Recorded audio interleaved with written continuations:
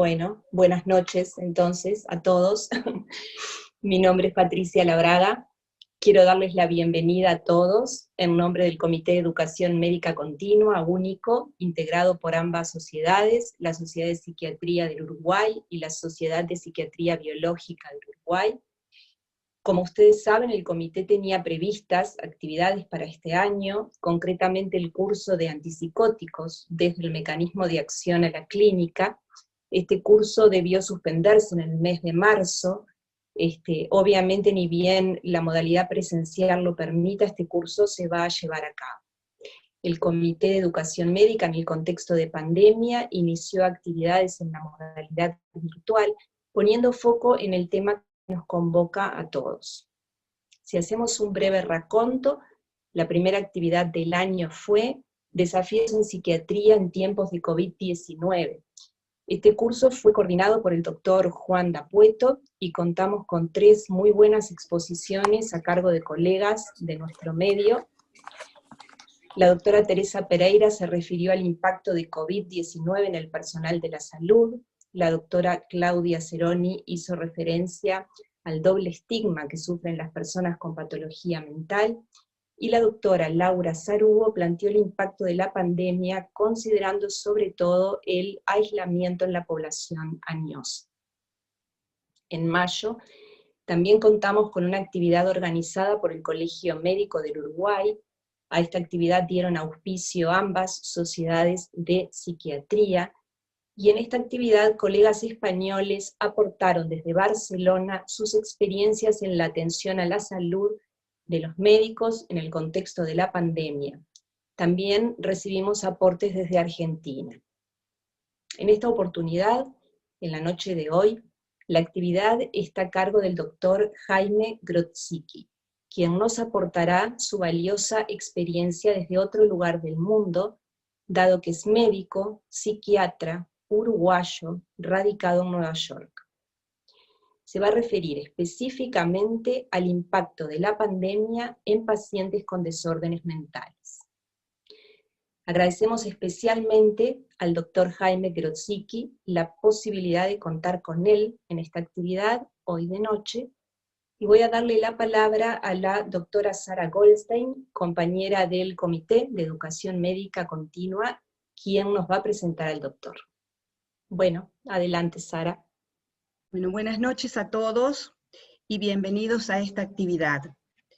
Es para nosotros un gran honor contar en la noche de hoy con la presencia del profesor doctor Jaime Grodzicki, a quien hemos invitado para poder conocer desde su experiencia personal de qué manera se está transitando la pandemia del COVID-19, las repercusiones emocionales que ha tenido tanto en los pacientes como en nuestros colegas, los psiquiatras, en una de las ciudades del mundo más afectadas por la enfermedad, la ciudad de Nueva York. Si bien conocemos la información general que nos transmiten los medios sobre la saturación de los centros de salud, el alto número de contagios y de muertes con el consiguiente desborde del trabajo de los médicos generales y de los psiquiatras, seguramente el doctor Grodzicki podrá profundizar en los efectos que esto está produciendo en la comunidad médica en general, en los psiquiatras en particular, en los pacientes con patología mental previa a la pandemia y otros derivados de la misma, como el trauma reactivo a las pérdidas. Por supuesto que no puedo, dado el tiempo a disposición, darles más que algunos datos sobre el vasto currículum vitae de nuestro invitado de hoy. En ese sentido, les comentaré que el profesor Jaime Grodzicki es uruguayo, vive en Nueva York, tiene una vastísima trayectoria en el campo de la psiquiatría, de la psicoterapia, de las adicciones. Nació en Montevideo, donde cursó sus estudios en la Facultad de Medicina. Luego emigró a Israel, donde hizo la residencia en Psiquiatría General. En 1990 volvió a emigrar, esta vez a los Estados Unidos, donde cursó la especialidad de Psiquiatría de Niños y Adolescentes en la Universidad de Rochester. Más tarde se especializó en Psiquiatría de Adicciones. Jaime fue profesor y subdirector de la División de Abuso de Sustancias en el Departamento de Psiquiatría de la New York University y jefe de servicio de la Unidad de Niños y Adolescentes en el New York Medical College. En este momento trabaja en su clínica privada en Manhattan, donde vive con su esposa y recibe consultas de psicólogos, médicos generales, geriatras, psiquiatras, entre otros. El doctor Grosicki estuvo en Montevideo en varias oportunidades, donde participó en actividades de la Sociedad de Psiquiatría Biológica del Uruguay. De bajo perfil, enorme bondad y gratitud hacia su país, se encuentra junto a nosotros en esta actividad donde nos transmitirá su valiosa experiencia que desde ya agradecemos enormemente. Doctor Grosicki, le invito a tomar la palabra. Muchas gracias por la invitación. Para mí es un enorme honor y privilegio poder seguir aportando a la comunidad psiquiátrica uruguaya y al país al que me ha brindado la oportunidad de educarme y de vivir la parte más importante de mi vida. En este momento voy a empezar a hablar de lo que nosotros vemos acá en Nueva York. En la introducción me gustaría decir que la pandemia del COVID-19 va de la mano de un enorme estrés psicológico, además del tremendo impacto en virtualmente cada faceta de la vida de los humanos. Un impacto que también repercute globalmente en todo el mundo, en organizaciones y con repercusiones psicosociales y económicas imposible de predecir en este momento. El miedo y el terror a la enfermedad, la incertidumbre, la posibilidad de muerte, se injertó en la población mundial. Esto precipitó ansiedad y angustia, activando desórdenes mentales ya existentes y exacerbando síntomas en pacientes ya previamente predispuestos. Es plausible que además de los efectos psicológicos, los efectos directos del virus en el sistema nervioso central y otros sistemas, como por ejemplo el cardiovascular, inmunológico, generen trastornos neuropsiquiátricos, como por ejemplo encefalopatías, procesos desmielinizantes, psicosis orgánicas, neuromusculopatías, respuestas autoinmunes. Como ya les ha dicho la doctora Goldstein, yo vivo en Nueva York, que es uno de los epicentros del país en COVID-19. Los cambios que se observaron en pocos días fueron realmente dramáticos. Hubo cierres de restaurantes, hotelería, museos, malls, shows, teatros, colleges, escuelas, universidades, empresas de una tradición centenaria cerraron, el transporte público cambió, las estructuras vitales de la sociedad neoyorquina se desmantelaron. La atención médica y el sistema hospitalario tuvo que adaptarse a las necesidades de la avalancha del COVID-19. Fue una experiencia nueva para todo el neoyorquino que vivió acá toda la vida y las familias, y casi cataclísmicas proporciones con ribetes políticos inesperados. Esto es muy diferente de lo que se ha vivido en el Uruguay, muy diferente. En los Estados Unidos en este momento hay 40 millones de desempleados. Les voy a dar un poquito los datos epidemiológicos que encontré. Globalmente, esta información probablemente ustedes ya la tienen, pero la voy a poner igualmente. De acuerdo a la Organización Mundial de la Salud, hay 5.6 millones de casos de COVID positivo y hay aproximadamente 353.334 muertes. De acuerdo al CDC en Estados Unidos, hay 1.700.000 millones de casos. Recientemente se pasó la barrera de 100.000 muertos. En este momento hay 100.446 muertes, de las cuales 299, casi 300, se atribuyen al personal médico. Los estados más afectados en el país son Nueva York, el más afectado de todos, Nueva Jersey, Pensilvania, Florida, California y Texas. Comparado con el Uruguay, y estas son las cifras que yo obtuve, de acuerdo a la Organización Mundial de la Salud, al día de hoy el número de casos en Uruguay es 789, total muertes, casos muertos son 22, y el número de casos en las últimas 24 horas fueron solamente 2. O sea que la proporción es tan abismal que yo no sé lo que puedo transmitirles que pueda servir desde acá, pero voy a traer lo que se ve o la experiencia que yo tengo en Estados Unidos y la información que he recogido para ustedes.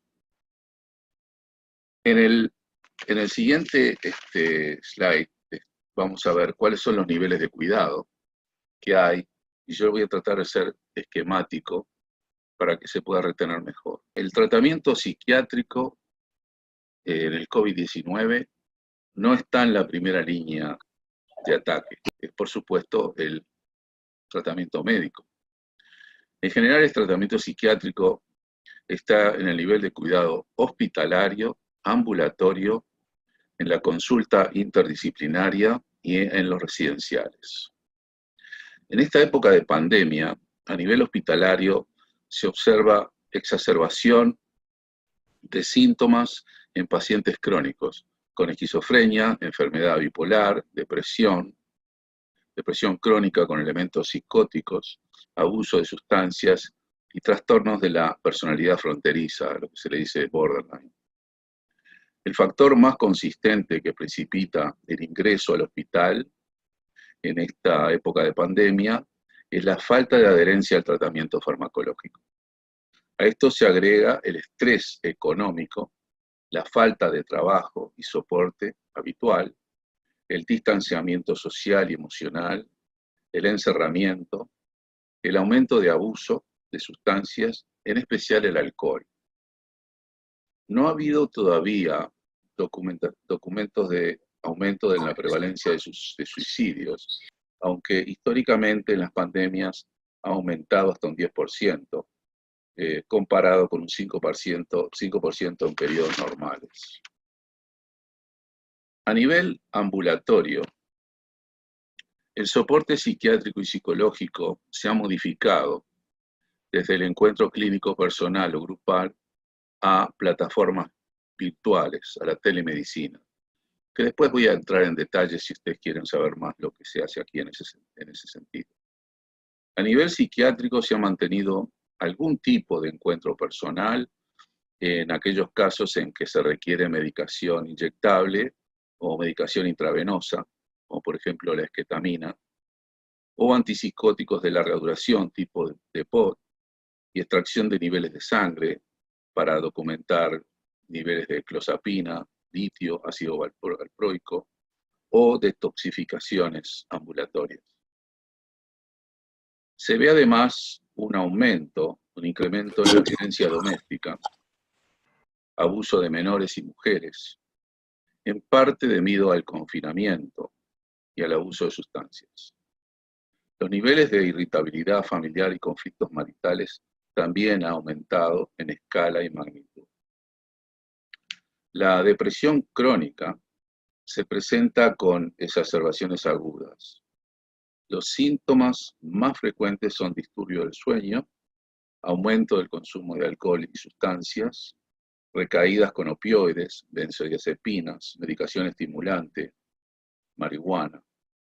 Se observan mayores niveles de soledad, disturbios del apetito, más cansancio, falta de motivación, energía, más tristeza, y la tristeza es más prolongada, sentimientos de irreversibilidad de la situación, esa situación de encierro, la falta de fe y esperanza, y también una pérdida del propósito de vida.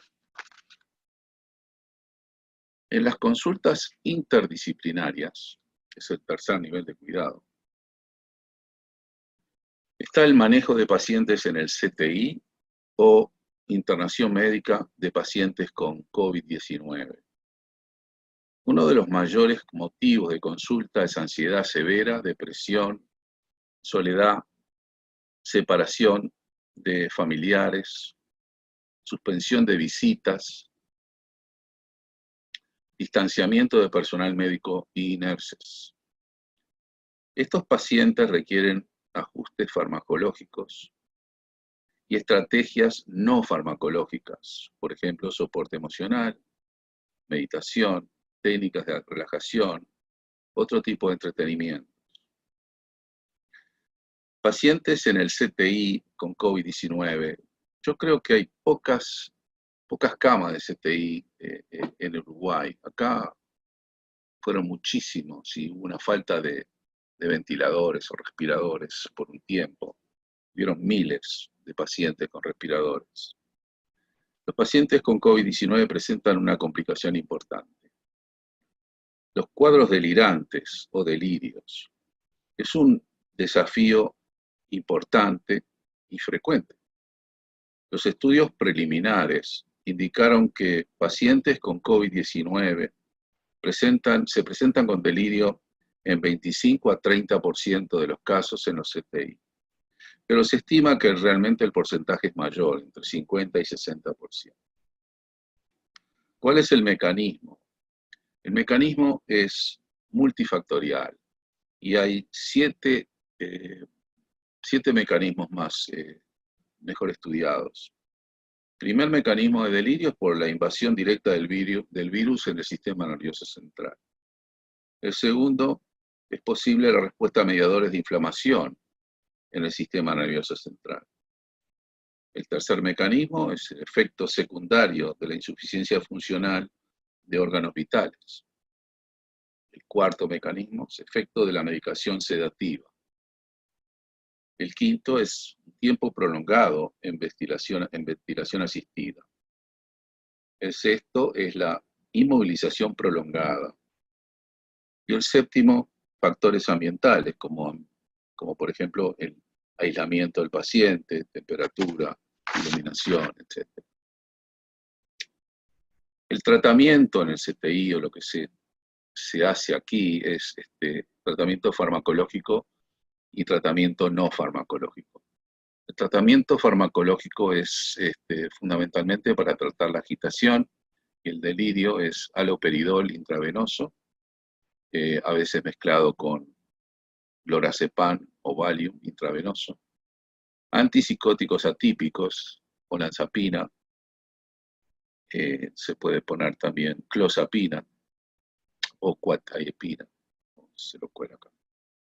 El tratamiento no farmacológico en general es tratar de reorientar al paciente frecuentemente, comunicarse con el paciente, actividades terapéuticas, movilización y ejercicios de relajación. Esto es muy difícil hacer en un CTI, pero estos son los tratamientos no farmacológicos. A nivel residencial, del nivel de cuidado residencial, las complicaciones son más devastadoras del COVID-19 se estableció o se vio en los residenciales geriátricos. Más de un tercio de los pacientes geriátricos, descritos como de alto riesgo en los Estados Unidos, se contagiaron de COVID-19. Las poblaciones más afectadas fueron los residenciales geriátricos latinos y de negros, individuos sin residencia fija, aquellos que viven en albergues o en las calles y en espacios más reducidos. Los residenciales de abuso de sustancias suspendieron las admisiones, así como los albergues llamados hogares de sobriedad. Las regulaciones de control han cambiado al momento, pero han ocurrido muchos muertos, se han visto muchos muertos en los primeros 2 meses de la incidencia de la iniciación de la pandemia. Muy bien, vamos a pasar ahora a hablar de la ansiedad y la depresión en los tiempos de COVID. Tenemos evidentemente una nueva normalidad en esta época de pandemia. Los desórdenes de la ansiedad, lo voy a poner un poquito, clasificar en 4 medidas. Alguno va a traer una sonrisa, pero me sirve para clarificar. Vienen 4 medidas. Una medida small, medida medium, medida large y medida extra large. Y voy a explicar lo que es. Cuando es small, la medida small, el proceso comienza con miedos, pensamientos irracionales, pérdida de ingresos, separaciones, restricciones en encuentros, en actividades, aislamiento, miedo de contraer la enfermedad. Esto es un poquito de desesperación, pero en general es más controlado, y lo que hay que hacer acá es educar, es otorgar más protección, mantener más seguridad en el ambiente, limitar la exposición a noticias sensacionalistas, que acá hay mucho en Estados Unidos, y hay muchos canales, a aumentar la actividad física, proveer meditación, especialmente a la población adulta, recomendar música, lectura, conversaciones con amigos, familia, y en general distracciones. Esto en general calma la angustia, la ansiedad. En la medida medium, ya los niveles y la magnitud es mayor. Se necesita mucho más soporte psicológico y médico. Hay dificultades de adaptación, hay miedos mucho más generalizados, hay más irritabilidad, hay más dolores físicos, cansancio, reducción en la eficiencia y en el funcionamiento diario del trabajo. Esto necesita tratamiento psicológico, social, familiar, y también tratamiento farmacológico, especialmente con antidepresivos. En la medida large, hay un aumento más significativo de la angustia y la ansiedad. Hay un componente depresivo debido al aislamiento, la exacerbación de la ansiedad clásica. Hay ataque de pánico y es necesario hacer ajustes en la medicación. La recomendación es de no usar alprazolam y el tipo de medicación tipo benzodiazepinas de forma intermitente.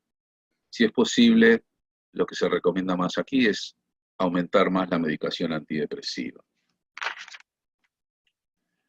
En la medida extra large, el cuadro clínico de ansiedad se presenta con comportamientos a veces violentos y sorpresivos, incluso psicosis intermitente y componente depresivo con conflictos interpersonales severos que en algunos casos podrían necesitar internación corta. En mi práctica yo hago, aparte de los tratamientos farmacológicos y psicoterapia, recomiendo y uso técnicas de relajación y de imaginación guiada.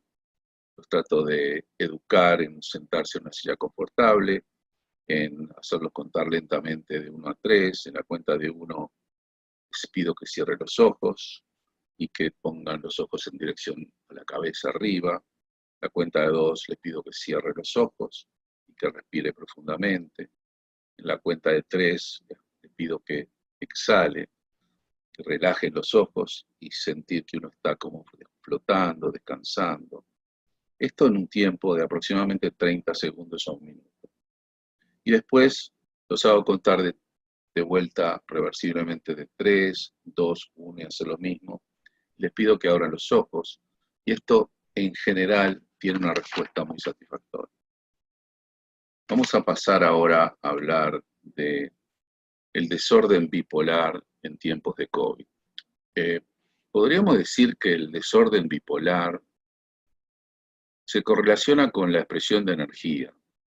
que puede ir a extremos con comportamientos reactivos, impulsivos y agresivos en periodos de polaridad maníaca y profundamente negativos y paralizantes en polaridad depresiva.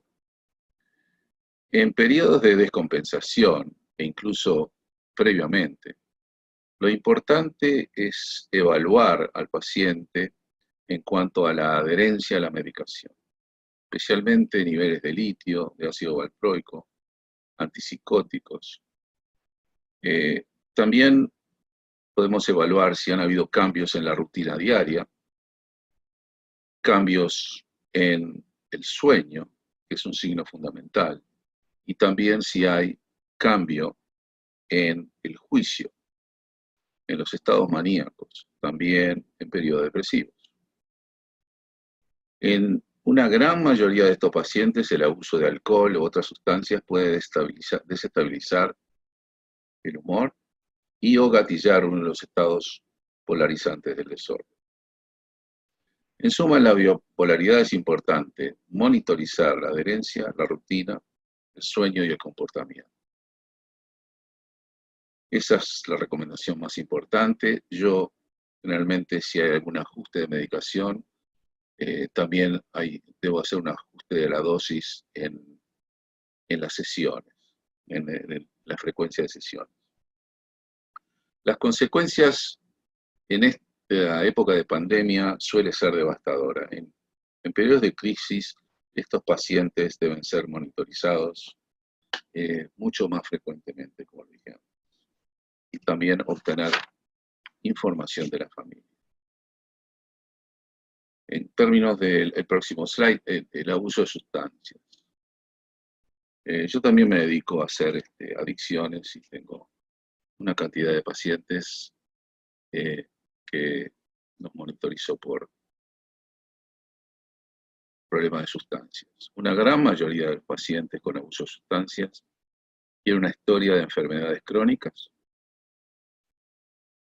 médicas y otros desórdenes mentales que representan factores de riesgo importantes. En los Estados Unidos, estos pacientes tienen dificultades de acceder al sistema de salud, tienen viviendas inestables, tienen una vida de tipo criminal, viven bajo el constante riesgo de ser arrestados, tienen en general bajo nivel educacional, acceso limitado a información, tienen un soporte muy limitado de sus familias, se asocian con individuos que tienen antecedentes criminales que también tienen historia de abuso. Durante las pandemias hay generalmente un aumento de la prevalencia del uso y abuso. Esto genera mayor número de muertes, especialmente por sobredosis de opioides, intoxicaciones alcohólicas, combinación de sustancias y abuso de estimulantes, cocaína y alucinógenos. Acá, como ustedes bien saben, hay un tema, hay una epidemia de opioides y han habido muchas muertes por sobredosis. En este momento, en la época de COVID-19, eso no disminuyó y hay áreas en Estados Unidos donde las sobredosis son más frecuentes que otras. Vamos a pasar al otro slide, psicosis en tiempos de COVID. Los niveles de estrés, miedo, aislamiento y falta de soporte social, como dije antes, exacerba los desórdenes psiquiátricos existentes y además influencia la manifestación de la sintomatología. En los pacientes psicóticos admitidos en el hospital, la gran mayoría deja de tomar la medicación. Y las presentaciones estuvieron influidas con narrativas y temáticas relacionadas con el COVID-19. Fundamentalmente alucinaciones y delirios paranoidales, de corte paranoidal, fueron frecuentemente relacionados con el virus. Los pacientes obedecen a las órdenes recibidas, los delirios parece que fueran observados por cámaras de televisión o por radiotelefonía, telefonía, WhatsApp. Dicen que los chinos le pusieron esos esas cámaras en el virus, tienen miedo, aunque la gran mayoría de las presentaciones fueron habituales. Es decir, no, yo no he recibido información, yo no trabajo en el hospital ahora, que la mayoría de los pacientes que se admitieron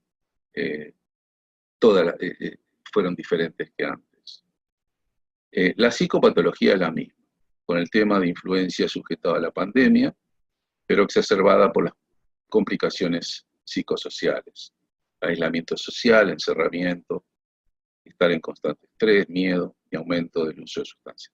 Pero el tema es que en estas hospitalizaciones, los pacientes, las nurses y los médicos están cubiertos por máscaras, se les toma la fiebre, hay regulaciones, y de forma muy interesante estos pacientes esquizofrénicos o bipolares aceptaron y respetaron estas regulaciones sin ningún tipo de problema.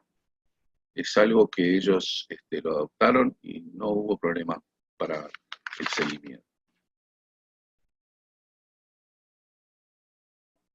Si ustedes quieren, no sé si los dejo después para las preguntas, si ustedes quieren puedo presentar casos. En general tengo casos ambulatorios, tengo casos de pacientes adultos que estuvieron sobrios por muchísimos años y de repente en noviembre, diciembre empezaron a sentir miedos, inestables, empezaron a tomar y terminaron intoxicados y necesitaban detoxificaciones y rápidamente volvieron y entendieron lo que tenían que hacer. Solamente puede ser por alcohol, puede ser por opioides. Otros pacientes tuvieron que irse de New York para poder mantener la sobriedad, se fueron a estar con las familias. El soporte psicológico familiar fue muy importante. Tengo pacientes que tienen extrema ansiedad y que me preguntan cada cosa, si se puede hacer, si no se puede hacer. El tema que yo adopté en algunos de estos pacientes súper ansiosos es hacerles un coaching. Es decir, les dejé acceso para que me pregunten, qué es lo que tienen que hacer, a dónde pueden caminar, dónde no pueden caminar, cuáles son las medidas y las tuve que repetir muchas veces para que lo entendieran, y a veces hablar con las señoras o con los hijos.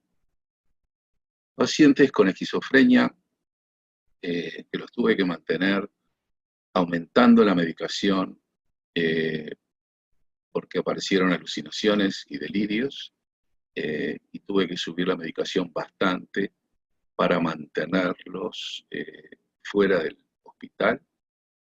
Por ejemplo, de olanzapina subirla de 15 a 25.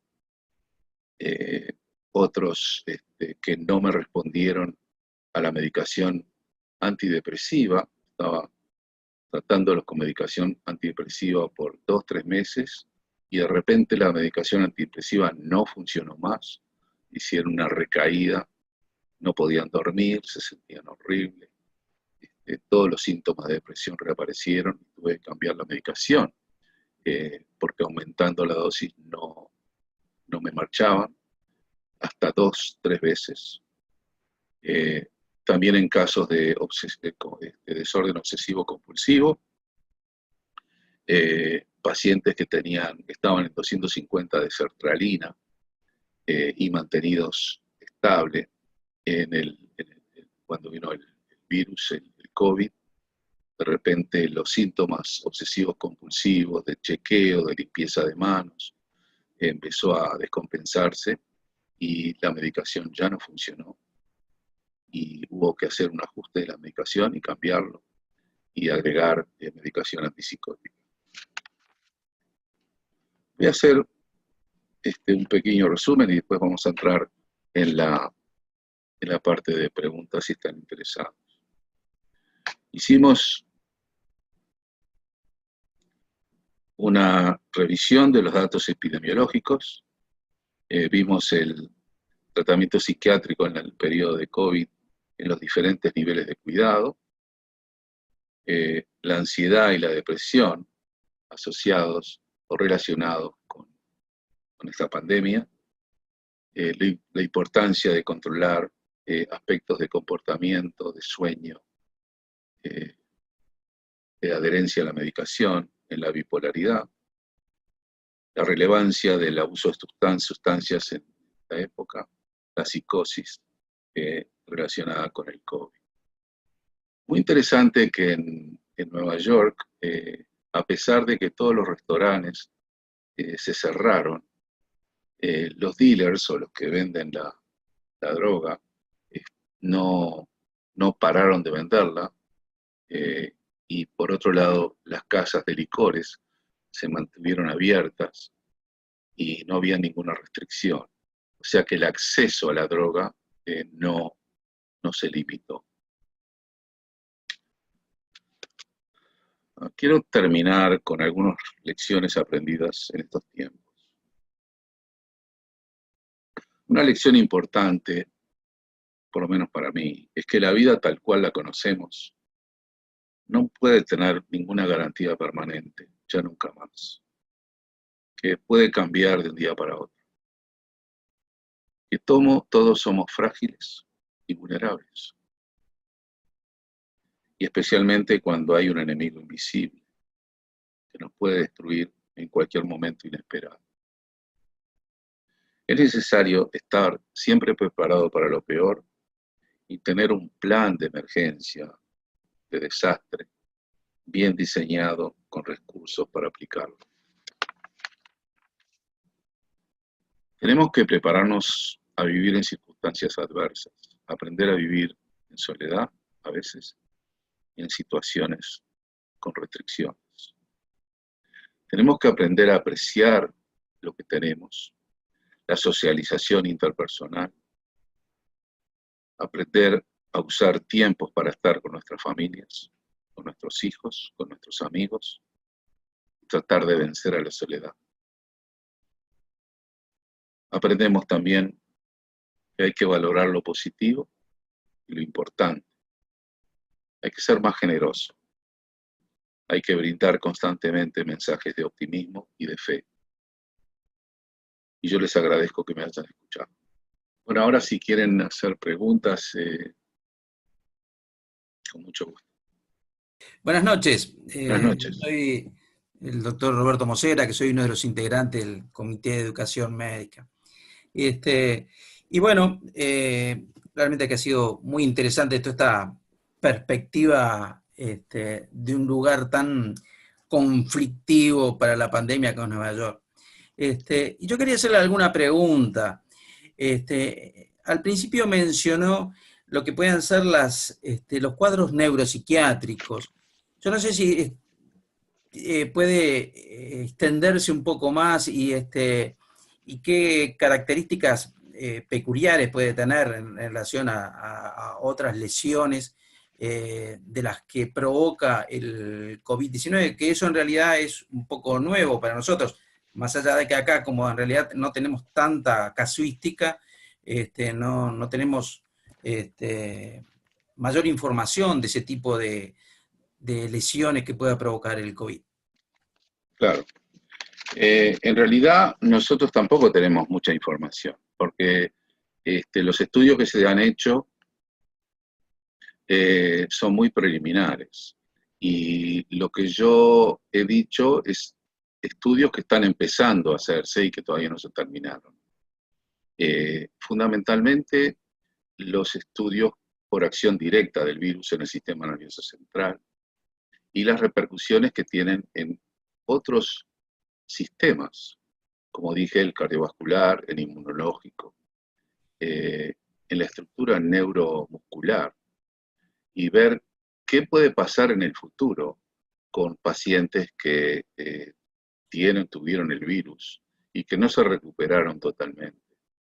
Es muy prematuro decir cuáles son las consecuencias neuropsiquiátricos en este momento. Yo mencioné algunas cosas que se están estudiando en este momento, pero no sé más de eso.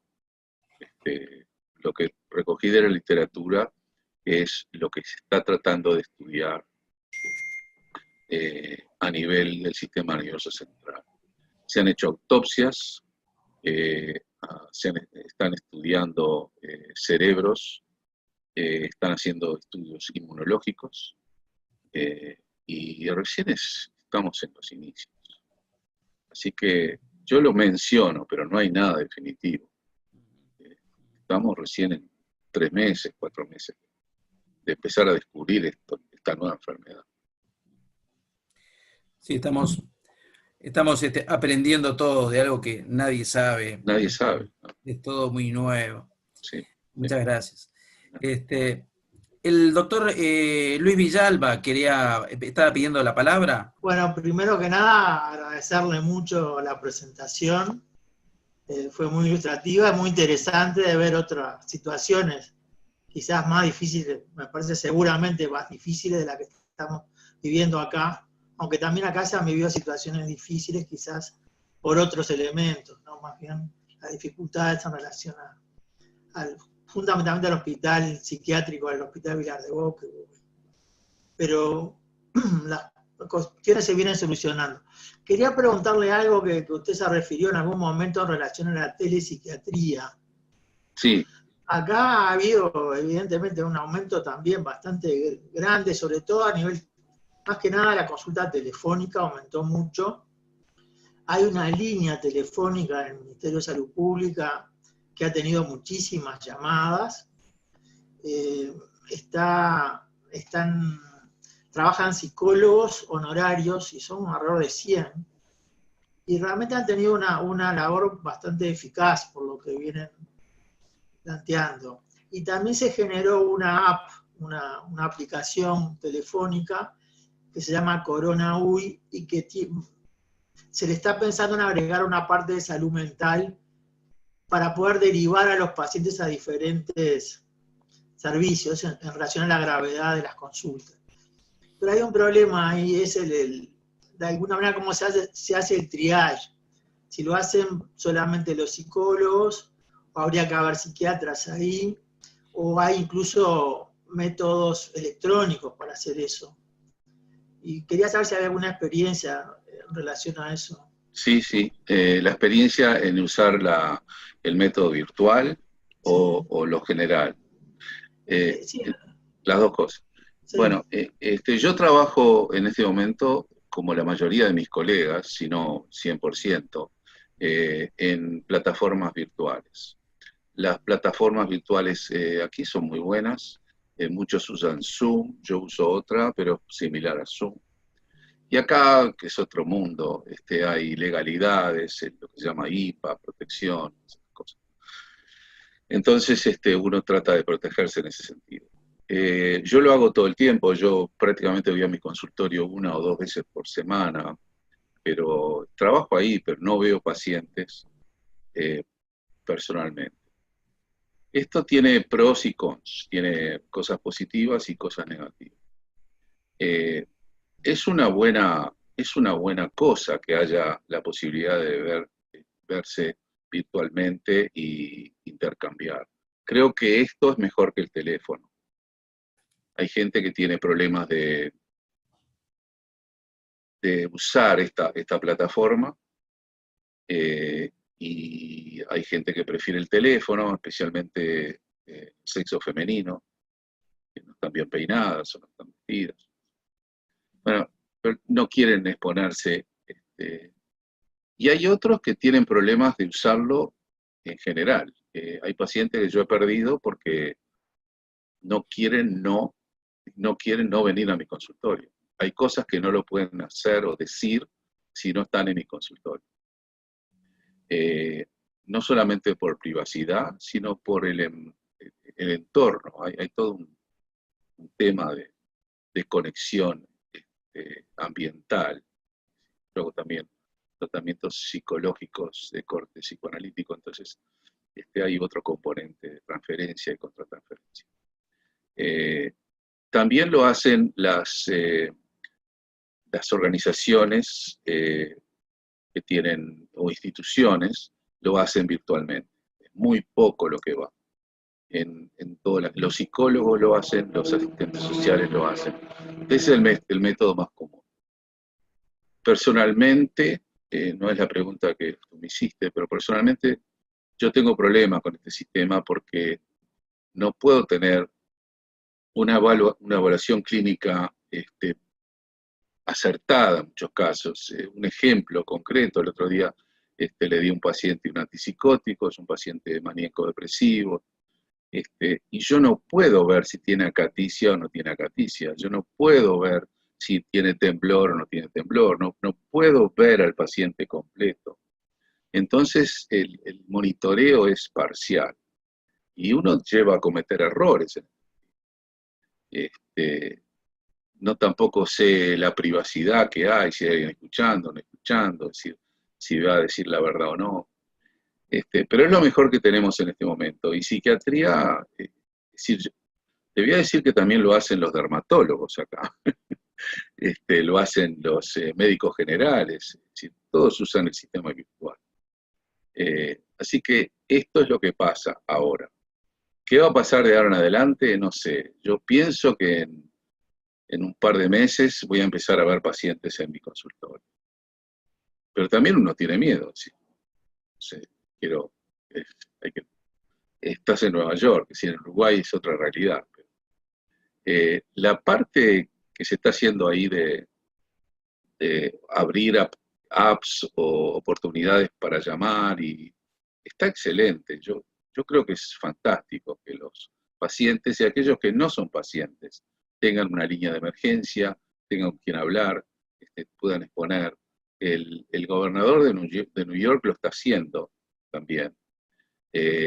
También con virtual para hablar y otra vez y para poner mensajes, donde alguien puede haber chats, este tipo de cosas, o escribir lo que está pasando con ellos y que haya una audiencia virtual, como eso se está haciendo, pero es lento.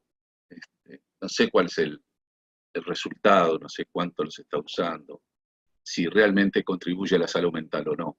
Es muy prematuro. Bueno, la verdad que yo tuve una experiencia bastante parecida a la tuya, sobre todo en la parte psicoterapéutica, y me cuesta trabajar con pacientes en forma virtual. Pero sí, hay muchas esperanzas en relación a estas cuestiones. Sí. Que por lo menos creo que no es lo mismo, pero que es algo que puede ser muy positivo. Y en estos tiempos es muy útil. Claro que sí. Bueno, te agradezco muchísimo, la verdad. Muchas gracias. Interesante. Gracias. ¿Alguna otra ampliación de lo que dijiste? Sobre todo en lo que, si bien hay mucha cosa nueva, hay muchas cosas que se han modificado, que se ha exacerbado, pero hay un área que es el entorno de la familia, la situación de violencia doméstica, de abuso, de esos conflictos conyugales. ¿Cómo te has podido manejar? Porque eso seguro que está sucediendo en todos lados, e inclusive acá. Sí. Preguntaba alguna estrategia, o en fin, ¿qué puedes pensar al respecto? Mira, es difícil hacerlo de manera virtual. Yo hago a veces terapia de pareja o individual, o comparto pacientes con psicólogos, psicólogas, y donde yo hago la parte médica o la parte, y ellos hacen la parte. Pero eso es al nivel de la clientela que yo tengo, que es un poquito más depurada. La parte de la parte más complicada son en las áreas donde hay educación social pobre, donde hay poca educación, en sectores donde el COVID es más prevalente. Para los que conocen New York, más en el Bronx o en Queens, en áreas de minorías, gente que vive en la pobreza, con muchos hijos, con poca comida a veces, donde en general la madre o el padre tiene trabajos no muy reputables, y donde están acostumbrados a los gritos y a pegar. Y en época de COVID y de estrés, eso se multiplica, eso es mucho más prevalente. Yo no trabajo con esa población, o sea que no te voy a decir que los veo, escucho de esa población, pero es de muy poco, de pobre manejo. Tampoco las nurses y los higienistas o la gente no van mucho a esas zonas, y si van con mucho cuidado. Entonces hay más intervención policial, hay más restricciones, hay más ese tipo de actitud. No hay más encarcelamientos. Tampoco subieron los homicidios bajaron acá en esta zona. Es algo paradojal, pero sí. Aumentó la violencia doméstica, pero bajaron los homicidios. Y no se han visto muchos suicidios tampoco. Un caso de una doctora de emergencia que trabajaba en un hospital de Nueva York, que se fue a la casa y se suicidó. Eso es un caso bastante renombrado acá en New York. Se contrajo el COVID, después fue a trabajar de vuelta y volvió y se suicidó. Pero no hay en este momento mayor. Bien, muy bien. Hay otra compañera que pide la palabra. Hola, buenas noches. Hola. Buenas noches. Mi nombre es Aurora Fuentes. Mucho gusto. Hola, igualmente, soy psiquiatra pediátrico. Bien. Escuché que usted había hecho también niños y adolescentes. Sí, soy psiquiatra de niños y adolescentes. Sí. Entonces somos colegas. Sí. Estoy acá con una compañera con la cual trabajamos en el servicio del Pedanecer, que es una psicóloga que trabajamos juntas. Muy bien. Hemos hecho muchos trabajos a través del teléfono, desde la institución, pero no hemos podido hacer todavía nada con pantalla. Ajá. Es muy difícil trabajar con niños porque no es fácil hablar por teléfono con ellos, y a veces nos tenemos que dirigir solamente con la mamá o con el papá que están a su cuidado. Pero nos tiene un poco preocupada toda la parte de la vuelta a clases y cómo los niños se han quedado en el ambiente familiar todo el tiempo sin poder concurrir a sus lugares de aprendizaje. Correcto. Que eso, por supuesto, que nos parece bien para prevenir todo. Pues sabemos que los niños no tienen mucho la sintomatología y no adquieren mucho el COVID, pero pueden ser transmisores del virus. Sí.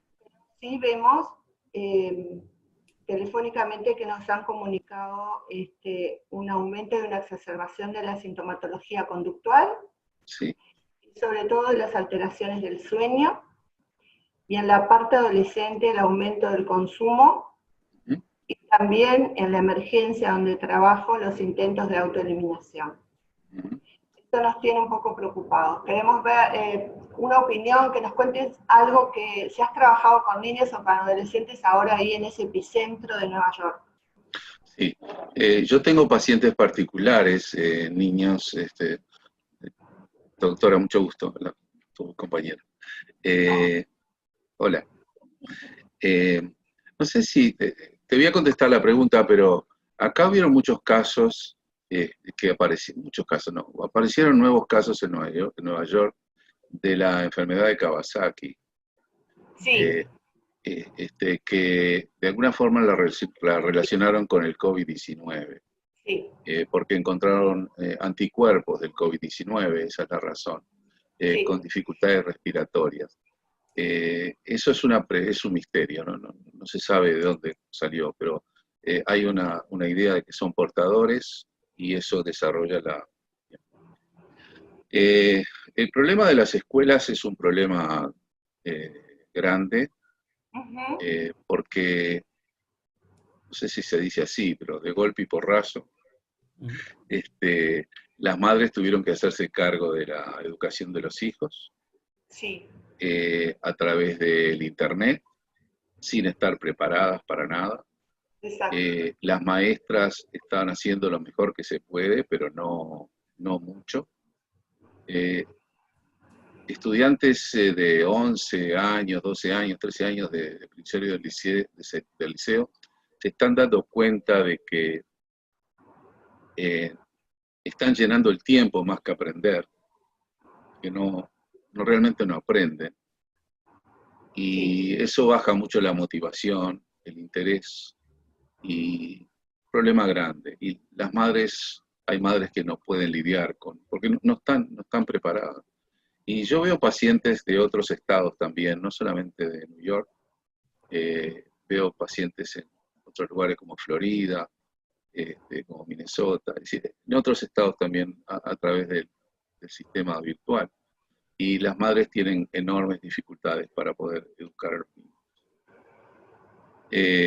El tema de la pantalla sí es importante. Yo no tuve ese problema, puedo tener alguna idea, pero no tuve ese problema de verlo. Pero el manejo de los niños en la casa es muy difícil. Aparte los protegen para salir afuera, no tienen dónde ir, el encerramiento, la falta de amigos, la distancia social para los niños es muy difícil, la comida, es un problema grande. O sea que creo que esto también va de la mano a veces también con el desborde y como factor de riesgo para la patología del adulto, ¿no? Sí, especialmente la ansiedad, la angustia y periodos depresivos. Exacto. Sí. El contacto, por otro lado, vamos a ver también la parte positiva. La parte positiva es que, de acuerdo, es decir, lo que pasa es que los padres y las madres están más con los hijos ahora. Sí. No se van. Entonces los hijos tienen más acceso y niños chicos se desarrollan mejor cuando hay un apego en parejas que son más o menos estables. Hay una relación, hay una comunicación muy mejor, es más positiva, hay un conocimiento, hay una familiaridad con los hijos que antes del COVID no habían, porque los padres eran lo que se llaman acá padres helicópteros. Sí. Y no están, salen a las 6, 7 de la mañana y vuelven a las 8 de la noche. Y no están con los hijos. Ahora es diferente. Ahora se quedan porque mucha gente trabaja de la casa. Eso es lo que tienen trabajo. Entonces hay cosas positivas en eso también. Sí. Pero depende de qué nivel socioeconómico estén. Por supuesto. Bueno, muchas gracias. De nada. Okay. Muy bien. Yo le haría una preguntita más al doctor, pero seguramente va a ser muy difícil de responder. Y es ¿qué va a pasar después? ¿Qué va a pasar en la post-pandemia? Sobre todo apuntando desde el punto de vista emocional, psiquiátrico y psicológico. Claro. Un poco para pensar en voz alta, nada más. Claro, hay gente que ya está escribiendo de eso, como acá escribe todo el mundo. Hay gente que está escribiendo eso. Hay gente que habla de cambios irreversibles en términos de comunicación, en términos de trabajo, en términos de cómo afrontar situaciones de esta naturaleza. Hay gente que habla de lo que se llama el PTSD, el Post Traumatic Stress Disorder, desorden de, ¿cómo le dicen? De traumatismo. ¿Cómo lo traducen? Sí, PTSD.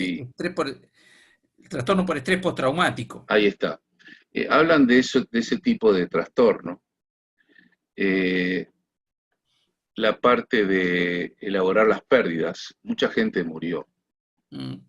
Mucha gente murió. Hay gente que todavía no hizo duelo. El duelo, la culpa, es algo que va a haber que trabajarlo a varios niveles. Hay hijos que murieron, hay padres que murieron, hay abuelos, pérdidas muy severas. Gente que no pudo despedirse de los que fallecieron porque estaban en el CTI. aislados completamente. Voy a contar que un colega mío, un psiquiatra profesor de Nueva York, de la universidad, se murió de COVID y no pudo ni siquiera hablar con los hijos, estaba ahí en el CPI. Es horrible. Gente joven, yo que sé, para mí una persona de 60 años es joven. Sí, pero debe ser porque yo me considero joven. Somos jóvenes. Sí, pero en realidad esas pérdidas van a tener que ser elaboradas y se va a vivir con miedo, se va a seguir viviendo con miedo. Esto no va a pasar. Hay gente que habla de una segunda vuelta, una tercera vuelta. Hay gente que habla de que el COVID no se va a poder erradicar. Hay miedo de que la vacuna no aparezca en años, 2, 3, 4 años. Si hay una vacuna. Por ejemplo, para muchas de las pandemias no hubieron vacunas. Así que son preguntas que todavía no tienen respuesta.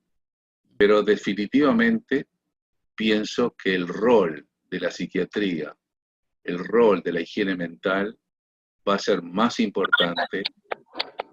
También vamos a tener que educar a médicos generales, a médicos cómo tratar estas condiciones, porque están completamente sin idea de qué hacer en casos de ansiedad, en casos de depresión, tiran ahí tirito a ver si pega algo, pero hay que educar también, es una misión que los psiquiatras tienen que tener, educar a las otras profesiones o disciplinas que están en este marco.